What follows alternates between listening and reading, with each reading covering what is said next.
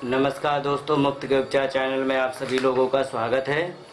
आज मैं माताओं से रिलेटेड एक बात बताऊंगा कि जिन माताओं को बच्चे को जन्म देने की समस्या में अड़चन आ गई है, तो उसके लिए हम समस्या का निदान बताने के लिए आज मैं आप लोगों के सम्मुख उपस्थित हूं। सभी मित्रों को नमस्कार, जय हिंद। देखिए, माताओं में बांझपन की समस्या क्यों आती है? अगर जो गर्भाशय में एक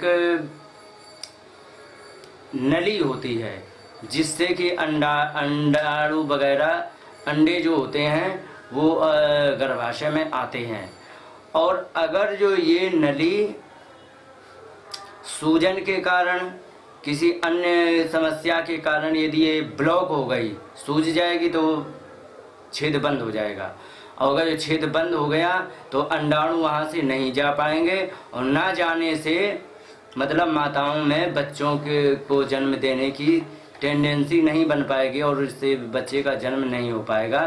तो आज हम इन्हीं विषयों को लेकर के आज मैं उस ब्लॉकेज को रोकने के लिए किस प्रकार से वह ब्लॉकेज खोला जा सकता है जिससे कि अंडाणु जाएं, वे अंडे जाएं और जा करके गर्भाशय में और वो अपना बच्चे को जन्म देने की टेंडेंसी तैयार कर सकें शुक्राणुओं के साथ। तो इन सभी विषयों को लेकर के मैं आज लोगों के सम्मुख प्रस्तुत हूँ। सभी मित्रों को नमस्कार, मेरा नाम प्रदीप है। आज मैं इस विषय में जानना चाहूँगा। मैं 3 उपाय बताना चाह रहा हूँ। 3 उपाय में या फिर आपको जो सुलभ लगे वो कर लो, और नहीं तो तीनों यदि सुलभ हों तो एक एक को आजमा करके देखिए, क्योंकि पहले हम हल्के स्तर से ही उपाय करते हैं, क्योंकि हल्के स्तर से यदि उपाय हो जाता है तो बड़ा आसान रहता है, उससे समस्या सुलझ जाती है और काफ़ी जटिलताएं नहीं अनुभव करनी पड़ती हैं। इसलिए मैं एक एक छोटी से छोटी आगे बढ़ते हुए समस्या को मैं बताने जा रहा हूँ। तो सबसे पहला है उपाय, एक मकोई होती है। मकोई होती है, पूरे भारत में हर जगह उपलब्ध होती है। मकोई होती है, उसमें काले काले बिल्कुल चने के दाने जैसे फल लगे होते हैं और बहुत बारीक बारीक बीज होते हैं, उसमें रस भरा होता है, और कोई लाल होती है तो कोई काली होती है। तो काली रंग के अनुसार तो काली में ज़्यादा अच्छा प्रभाव है। तो जो मकोई होती है तो ऊपर के पत्ते, उसके मुलायम मुलायम पत्ते ले लेने हैं इतने, और पत्ते ले करके उसको कूट लेना है। कूटना ऐसी जगह है जहाँ पर नमक और मिर्च का प्रभाव ना हो। जैसे कि सिलबट्टा है आपका, तो उसमें नमक मिर्च तो पिसा ही जाता है, तो उससे छोड़ दो, दूसरा सिलबट्टा ले लो। ना दूसरा सिलबट्टा ले सको तो आप ऐसा करो कि चकला बेलन होता है, इससे आप काम में ले लीजिए, है ना। नहीं तो दूसरा पत्थर हो तो और अच्छी बात है। अब इसको क्या करना है कि इसको एक कपड़े में रख लेना। जब ये चटनी आसानी से बढ़िया बन जाए तो इसको कपड़े में रख लेना है। कपड़े में रखने के बाद और उसको किसी पात्र में अच्छी तरह निचोड़ देंगे तो बहुत बढ़िया रस इससे निकलेगा। और इस रस को 20-20 ग्राम सुबह शाम देना है, ठीक है। अगर जो ये 20-20 ग्राम सुबह शाम देते हैं तो 2-3 महीने में सारी समस्या समाप्त हो जाएगी। और इस प्रकार से हम, और इसमें पीरियड के दौरान इसका सेवन देना बंद कर दें तो ज़्यादा अच्छा रहेगा। इसके बाद इसको दें। तो एक तो उपाय ये है मेरे पास। दूसरा उपाय है बरगद की जड़, जो जटाएं लटकी होती है उसकी मुलायम मुलायम तोड़ लेनी है और छाया में रख के सुखा लेनी है। और सुखाने के बाद इसको क्या करना है, इसका चूर्ण बनाना है, और 2 चम्मच, जो टीस्पून होता है, 2 चम्मच लेकर के गाय के दूध में इसको दिन में 2 बार देना है, और यह मात्र 3 दिन तक देना है। इसका इलाज केवल महीने में 3 दिन करना है, और 3 दिन देने के बाद इसका रिजल्ट बहुत अच्छा आता है। 3 दिन से ही समाप्त हो जाता है। अब तीसरा उपाय मैं बता दूं। तीसरा उपाय है सफ़ेद आक। इसकी पहचान बताना बहुत आवश्यक है, अन्यथा आप गलती कर सकते हैं।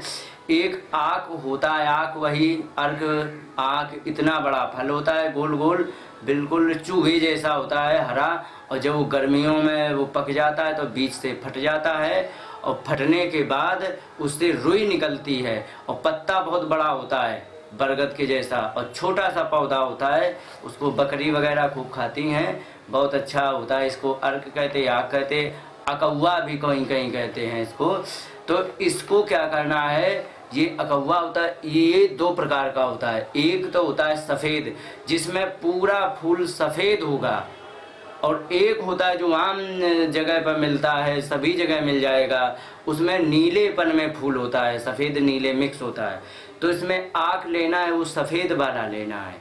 तो सफ़ेद आग की जड़ लेनी है, और उसको जड़ को सुखा करके और इसका चूरन तैयार करना है। और चूरन तैयार करने के बाद इसको क्या करना है, 1 या 2 ग्राम, माने आधा चम्मच, बहुत ज़्यादा आधा चम्मच, शरीर की स्थिति के अनुसार, अगर जो शरीर ठीक ठाक है तो 2 ग्राम भी ले सकते हैं, ठीक यदि नहीं है तो 1 ग्राम ही लें, क्योंकि ये थोड़ी सी तासीर में गर्म है।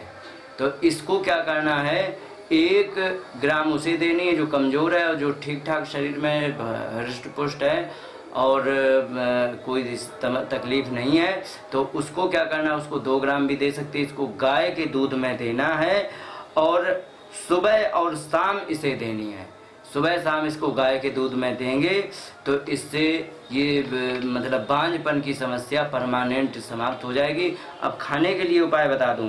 खाने के लिए सभी गर्म चीज़ों का निषेध है, जैसे ज़्यादा तेज मसाला, तीखा मसाला, ये सब निषेध है। और ठंडे जैसे फल है, मौसमी का फल है और संतरा है, ये आदि आदि ठंडे फल हैं, इनको आप खाएं, ये बहुत अच्छे रहेंगे। और अनार ज़रूर खाएं, क्योंकि अनार एक ऐसा होता है जो माताओं से रिलेटेड, एक तो इसमें आयरन भी बहुत होता है, ब्लड की अच्छी सप्लाई देता है। दूसरी बात ये है कि माताओं के गर्भाशय के लिए बहुत उपयोगी होता है। अनार को हम ले सकते हैं, अनार के छिलके भी लिए जा सकते हैं, अनार के छिलके और इसके दानों का चूर्ण बना करके भी हम दे सकते हैं, और इसका अनार का रस भी पी सकते हैं। और अनार को इस प्रकार से इस्तेमाल करेंगे कि बहुत अच्छा उपाय बताया मैंने। 3 बताए हैं, एक तो मकोई के रस का जूस, दूसरा बताया मैंने बरगद की जटाओं का चूर्ण, तीसरा बताया है सफ़ेद आक का। इसमें जो आपको आसानी से उपलब्ध हो उसे आप कर लें, और यदि नहीं उपलब्ध है तो आपको क्या करना है कि एक मकोई के रस वाला प्रैक्टिकल आप 3 महीने तक कर लो, नहीं फ़ायदा मिले तो आप बरगद वाला कर लो, 3 दिन ही करना है। और अगर जो उससे नहीं लाभ मिलता है तो आपको ये जो आक का जो उपाय बताया है, इसमें तो कोई विकल्प नहीं है, ऐसा हो ही नहीं सकता है कि ये हमारा काम ना आए, ये 100% काम करता है। इस प्रकार से माताओं से रिलेटेड सारा बांझपन की समस्या से हम निजात, छुटकारा, आराम पा सकते हैं। इस प्रकार से हम माताओं को ठीक करने का उपाय आप लोगों के सम्मुख बताया, और सभी दाम्पत्य जीवन में सभी को सुख मिले, इसके लिए हम सभी लोगों से इसी शब्दों के साथ विदा चाहते हुए नमस्कार, जय हिंद।